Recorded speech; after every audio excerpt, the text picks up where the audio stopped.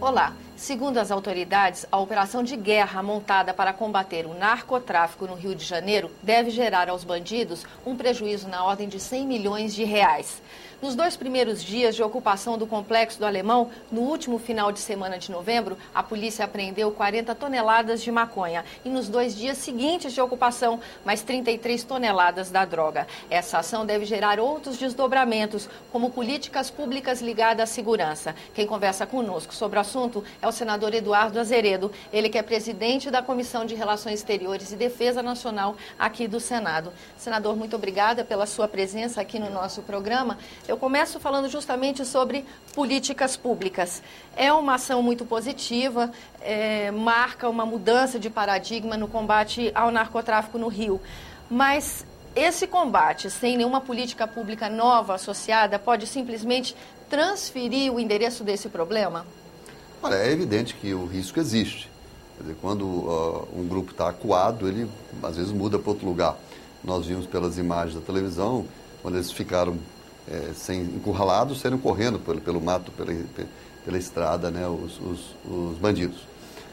A operação é coberta de sucesso, quer dizer, então a utilização das forças nacionais foi acertada, o ministro Jobim acertou em atender o pedido do governador Sérgio Cabral. E o que nós vemos é que os soldados estão preparados. Eles têm a logística, principalmente, de equipamentos. E estão equipados, né? Estão equipados. Aí é importante eu lembrar, Tânia, que a questão do Haiti. As tropas brasileiras que estão no Haiti estão por motivos humanitários. São tropas da ONU. Nós temos cerca de 1.000 soldados lá. Esses 1.000 soldados, eles são substituídos a cada 6 meses, o período médio de 6, 8 meses. Então, o que acontece? É que esses soldados, além de fazerem um trabalho lá humanitário, eles também estão sendo treinados. Alguns deles foram utilizados agora nessa operação no Rio. O que nós devemos fazer é utilizar mais essas tropas, utilizar de maneira mais permanente. A situação no Haiti, eu estive lá pessoalmente com um grupo da Comissão de Relações Exteriores em 2009, é semelhante ao que nós temos no Rio de Janeiro. São gangues que dominam as regiões mais pobres da capital do Haiti, Porto Príncipe, e as tropas brasileiras têm sucesso nessa ação. Agora, senador, nesse episódio do último final de semana, justamente a tomada do Complexo do Alemão, no Rio de Janeiro, a mobilização da Marinha e do Exército. Então, o combate ao narcotráfico agora, ele ganhou uma nova dimensão. Nós estamos falando de uma questão de soberania nacional? Olha, aí é antes tarde do que nunca, né? Porque não é de hoje que nós já estamos insistindo nisso. Acredito que esse tema foi, inclusive, muito pouco discutido na campanha eleitoral. O tema realmente das nossas fronteiras, o tema do uso das Forças Armadas no combate ao narcotráfico e na vigilância das fronteiras brasileiras. O ex-governador José Serra até que tentou abordar um pouco esse assunto, mas o assunto acabou não sendo um ponto principal de discussão, como merecia ser. E fronteira no Brasil é um desafio, né? Sim, são mais de 16 mil quilômetros. Eu tenho aqui nas mãos um lançamento de um livro do Sindicato da Receita, que fala sobre os problemas da Receita Federal Brasileira, e eles dizem com clareza aqui que embarcações cruzam rios que marcam as fronteiras das regiões norte, centro-oeste e sul, sem serem fiscalizadas. Rios como Uruguai, Paraná, Paraguai, Oiapoque, Mamoré e Solimões servem de rota para traficantes e contrabandistas que utilizam portos clandestinos para ingressar no Brasil sem serem incomodados. A ideia Isso os rios. As rodovias é a mesma coisa. E as Quer dizer, fronteiras secas, o que é mais fiscalizado são os aeroportos. Mesmo assim, ainda acontece também tráfico pelos aeroportos. Então, é muito importante que as Forças Armadas façam esse trabalho. Quer dizer, nós temos procurado na Comissão de Defesa Nacional, que é, né, ela é também Relações Exteriores, nós temos procurado dotar o Exército, a Marinha e a Aeronáutica de recursos para isso. Os recursos têm sido aumentados, inclusive com emendas que nós aprovamos. Senador, agora já se fala que, bom, a questão das fronteiras foi assim já assunto que foi suscitado depois da invasão do Complexo do Alemão, até pelas armas que são apreendidas nesses focos de grande violência. E agora começa a se ventilar a ideia dos países da América do Sul se unirem num trabalho conjunto como uma maneira de solucionar, porque a fronteira no Brasil, já entrevistei, tive a oportunidade de entrevistar o senhor antes, e o senhor pôde esclarecer que tem lugares que, se não tiver a ajuda dos índios para orientarem o exército, não tem como. Né? Nós fomos a uma região, se chama Estirão do Equador.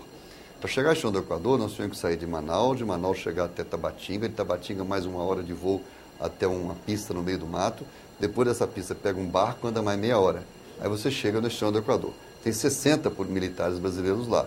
Não tem mais ninguém perto. Do lado de lá é o Equador. No Equador não tem nada. Não tem nenhum... No Equador não, o Peru. Não tem nenhuma tropa, a distância é grande quando chegar na cidade. Então, são os índios que acabam ajudando, sim.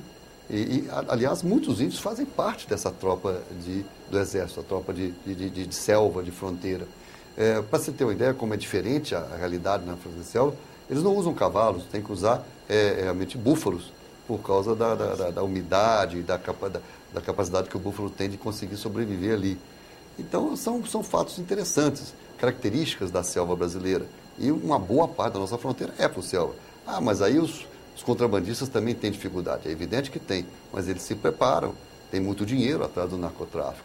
E aí eles vão entrando pelos rios, como a Receita Federal, como o Sindicato da Receita diz, eles vão entrando de maneira sorrateira. Nós temos que ter essa ação conjunta com outros países. E aí há que ter uma ação diplomática forte. Nesse ponto, eu acredito que a nossa relação com a Bolívia, por exemplo, foi um pouco tíbia, um pouco tímida. Uhum. A Bolívia não tem enfrentado essa questão do tráfico de maneira muito clara. E o Brasil poderia, então, induzir um pouco mais essa ação conjunta. A Bolívia é um país amigo, é um país pobre, um país que precisa do apoio do Brasil. Então, o Brasil fazer uma atuação conjunta com o governo boliviano para que haja um combate efetivo ao tráfico de drogas. O Brasil produz pouca maconha relativamente, ou pouca droga. A maioria da droga, a maior parte da droga que está no Rio ou no país, ela é contrabandeada. Então, nós temos que ter realmente, olha, foi acertado utilizar a Força Nacional, é um sucesso a operação no Rio. Nós temos que ter, entretanto, uma questão permanente de enfrentamento, porque não é só nesse morro, existem outros. Temos que ter a utilização dos soldados que foram treinados no Haiti, temos que ter um trabalho eficiente nas fronteiras, uma ação conjunta com outros países e temos que ter o enfrentamento das questões sociais. Existe um outro projeto que eu fico à vontade de elogiar, porque é um projeto feito em Belo Horizonte, por um partido adversário, na época ainda, pelo prefeito Fernando Pimentel, que agora vai ser ministro de Desenvolvimento Econômico, como anunciado. E ele fez um projeto muito bom nas vilas de Belo Horizonte. É um programa caro, mas é um programa que vai abrindo avenidas dentro das vilas, né? Com isso possibilitando o acesso da polícia, o acesso da ambulância, o acesso de bombeiros e fazendo casas, prédios, né? E evitando chegar nessa situação crítica onde as autoridades não conseguem nem circular numa região da cidade. Né? Então, junto com as ações punitivas, tem que ter, sim, esses trabalhos de urbanização das vilas e de melhores condições. Aquela questão, por exemplo, do teleférico, isso é uma novela, já foi anunciado tem mais de 2 anos. Agora que eu vi, não está pronto até hoje o teleférico. Quer dizer, lá em Medellín, na Colômbia, isso foi a utilização, foi feito com sucesso. O uso desse plano inclinado, de acesso para as pessoas terem realmente, até a própria polícia poder subir. Né? Com certeza. Então, realmente, o problema não é tão simples assim. Né? Não basta colocar a polícia, não basta colocar os soldados. É um conjunto de ações.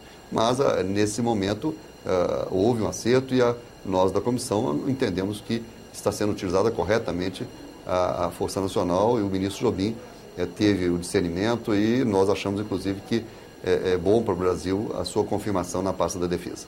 Senador, ainda teria muitas perguntas a fazer, mas nós já estamos nos encaminhando para o encerramento. Então, eu queria fechar a nossa entrevista perguntando para o senhor se, diante desse quadro, a expectativa é de que tipo de produção de projetos ou audiências públicas ou iniciativas da comissão? Como é que o senhor acha que essa comissão se manifesta numa circunstância como essa? Olha, o trabalho legislativo, na verdade, ele é um trabalho de proposição de leis, mas é também um trabalho de fiscalização. É um trabalho de planejamento, um trabalho de fazermos orçamento. Então, a comissão tem feito os 3 papéis. Nós fazemos leis que são, por exemplo, autorizando que as Forças Armadas possam ter o trabalho de polícia nas fronteiras, é uma lei recente, porque até então a Força Armada tinha que abater, depois chamar a polícia para poder prender um contrabandista, por exemplo, depois que forçasse o avião a descer. Isso foi aprovado pelo Congresso, ou seja, o próprio membro da aeronáutica pode dar ordem de prisão a um contrabandista. Esse é um ponto, na lei. O outro ponto é nas questões financeiras, nós suplementarmos o orçamento, aprovarmos o orçamento para ter recursos. E o terceiro ponto é o da fiscalização. Ou seja, nós temos que também ter uma visão crítica. Está sendo bem utilizada a Força Nacional? Não está sendo? Criticar quando necessário. Esse papel parlamentar, a Comissão de Relações Exteriores e Defesa Nacional tem feito. Nós tivemos diversas audiências públicas, ouvindo o próprio ministro Nelson Jobim, ouvindo outros representantes da área de segurança nacional, ouvindo representantes da ABIN, da Agência Brasileira de Informações, na função de fiscalização de acompanhamento. Certo, senador, eu agradeço a sua presença aqui no nosso programa. E a você que nos acompanha também, muito obrigada pela atenção. Eu sou Tânia Roma, estive conversando com o senador Eduardo Azeredo, presidente da Comissão de Relações Exteriores e Defesa Nacional aqui do Senado. O nosso assunto é a repercussão dessa operação de guerra que foi montada para combate do narcotráfico no Rio de Janeiro. E se você quiser entrar em contato conosco, ver essa entrevista novamente ou outras entrevistas, por favor, acesse nossa página www.senado.gov.br/TV.